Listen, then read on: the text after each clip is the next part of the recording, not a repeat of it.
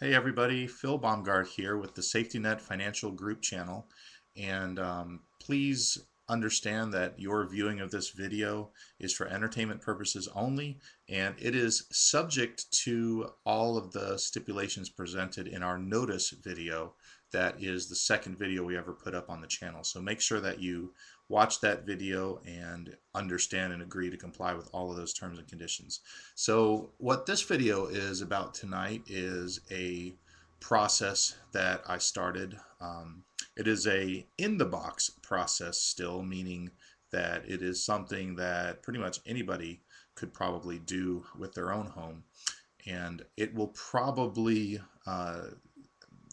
merge and transform into an out-of-the-box process here as time goes on. But for now, I'm just going to use a standard public process and the laws of contract to pursue this and see how far it goes. So I went out of town a couple of weeks ago to Albuquerque, New Mexico, and on the day that I went out of town, it was Wednesday, and on Friday there was a foreclosure sale scheduled on this particular property that has not had a mortgage payment made for 31 months.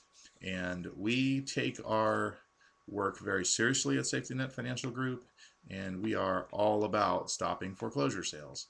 So what were the options with an auction on Friday and me leaving just a couple of days before that auction and having the auction scheduled? How do I stop it? Well, I tried a new process at that time, and it involved this document right here. Okay, this is what's known as an RESPA qualified written request and a truth in lending written request. And I don't know if you can see that pretty well. I think it's coming through.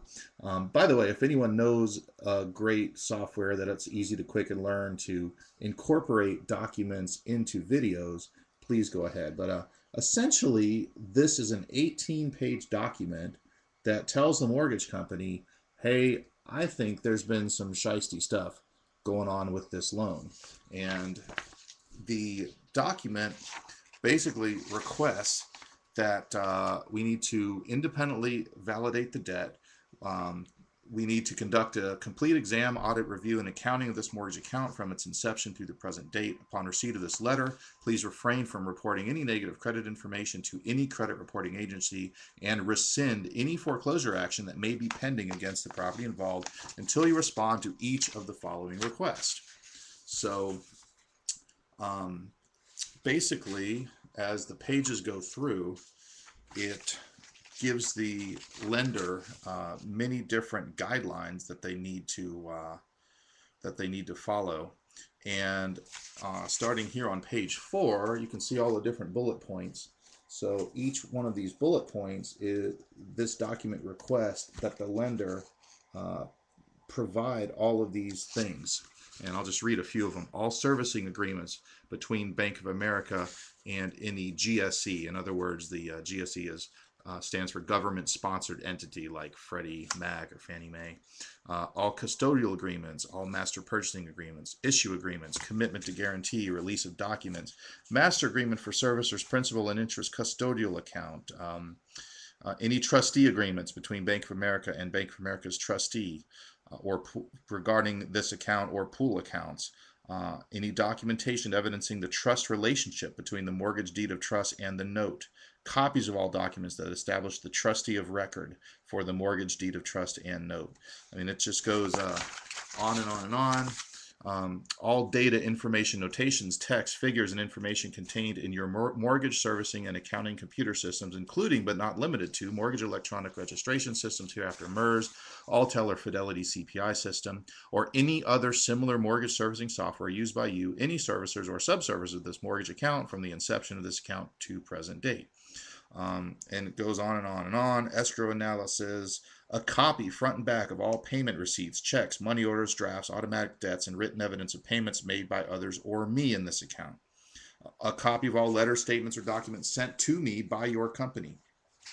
Okay, and it just goes on and on.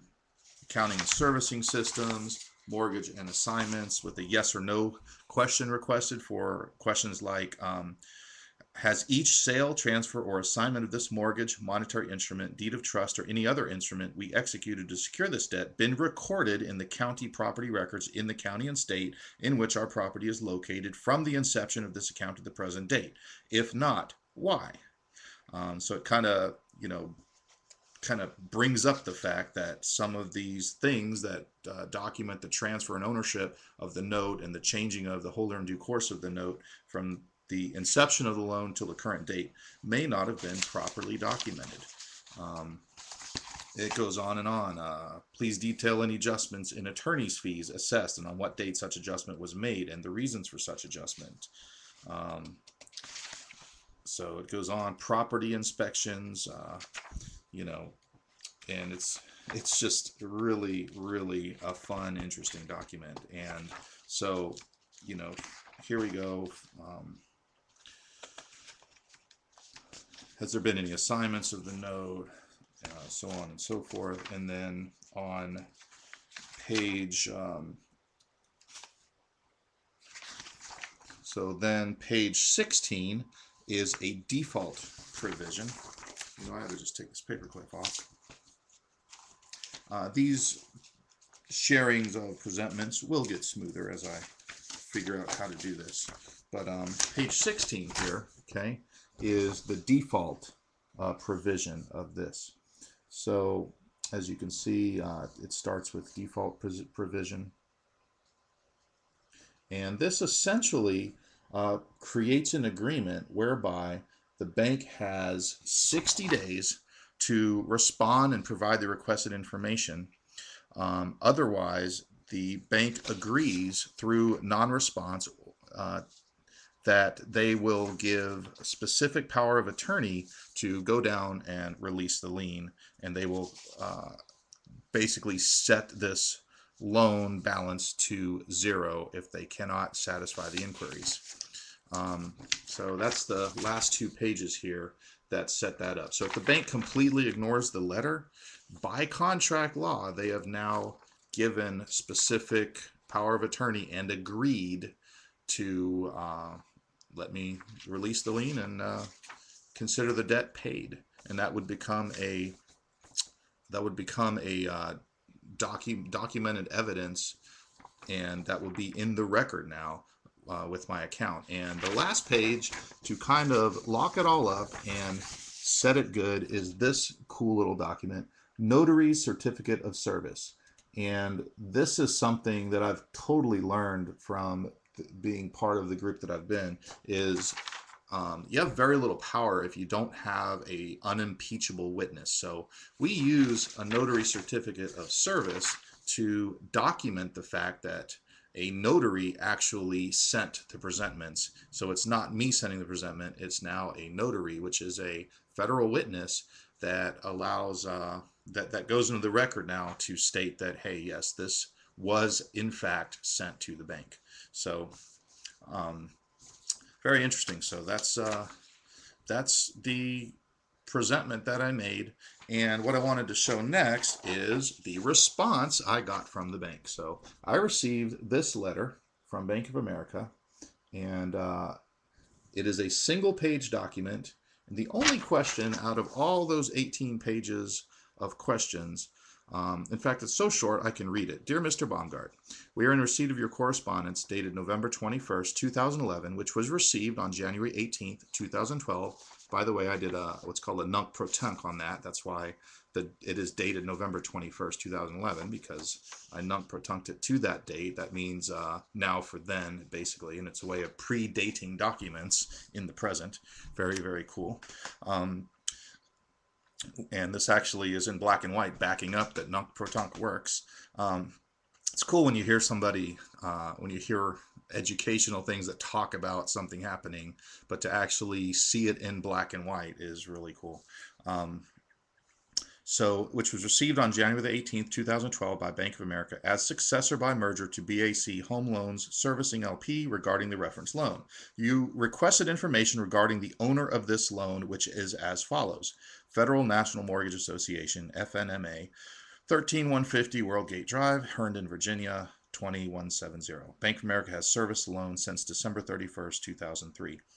In providing the above response, Bank of America NA is not limiting or waiving any rights or remedies it may now or hereafter have, whether arising under borrower's loan documents, at law, or in equity, all of which rights and remedies are expressly reserved. The remaining concerns addressed in your correspondence require further detailed analysis. We will respond to your request after we have completed our investigation. So that does not really state whether the foreclosure sale is now postponed until they complete their investigation. But it is interesting that I got this letter, and they have basically agreed by this letter to review all of those points in those 18 pages. So I think this letter is good. I'm going to ask some of my mentors that I've got with these commercial processes what their opinion of this is, and see if this warrants a response. If they had not stated, we will respond to your request after we have completed our investigation, we will. I would have created a insufficient, deficient, frivolous response, refused without dishonor, and sent some kind of document back like that. At least that's what I've been learning that I should do. So anyway, I just wanted to document this particular process that I'm going through. I find this just fascinating. I am, over the next couple of days, I'm filing this document on several of the clients' properties that we are working with right now. I've got one in particular that is a Wachovia mortgage. I've been trying to get a loan modification on it now for over a year. It was finally declined in December, and the reason for the decline was excessive forbearance, to which on the phone I conditionally accepted upon proof of claim that excessive forbearance would not have existed had you simply approved the loan modification way back in March when we started working on the process. And the lady didn't quite know what to say other than that we would be receiving something in the mail. Explaining it, nothing's ever come, so I'm ready to start a process against that. And the only loan modification we even asked for was to do a forbearance of about 3 months of payments and change the adjustable interest rate to a fixed interest rate. That's what we requested way back in March of 2011. And of course, it's now February of 2012, and so I've been able to keep that foreclosure sale off for over a year just through the loan modification process. I think it's time for something with a little more teeth, though. So anyway, that's the news from Nashville, Tennessee, and Safety Net Financial Group for tonight. Hope you guys enjoyed this video. Comment, ask questions if you want, and remember, I am seeking to set up a study group to fellowship and go over some of these processes with some dedicated folks here that are interested in what remedies may be available to help people that they may not know about. Remember, all of the content on this channel is for educational purposes only. Please understand that by viewing this video, you have agreed to be under the stipulation presented in my notice video.